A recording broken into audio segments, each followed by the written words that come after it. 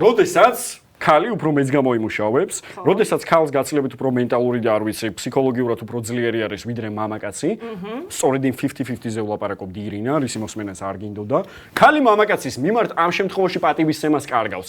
იმიტომ რომ ქალს არა მარტო ვიზუალურად მოწონს მისი ტორსები და ასე შემდეგ, გრძელვადიან პერსპექტივაში მამაკაცი, რომელიც მენტალურად, ფსიქოლოგიურად ძლიერი არ არის, ქალი მის მიმართ ქალი ბიჭო არ უნდა იყოს ერთი არის. ირინა.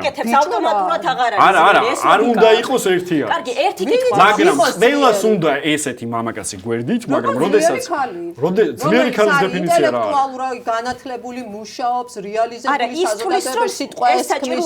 რას მე არ ვთქვი ეგეთ რაღაცას. როგორც კაცი უნდა იყოს რეალიზებული, ისე ქალი უნდა იყოს რეალიზებული. ერთი მეორეს არ მამაკაცი. და ეს გადანომრვა, საიდან რა ის ტრამვებიდან მოდის ეს გადანომრვა? ცოლი როცა კაცობრიობის ტრამვები. კი, კაცობრიობის ტრამვა. კი, კაცობრიობის პატრიარქატის ტრამვა არის გადანომრვა. დღეს რაც უნდა რომ გადანომრო.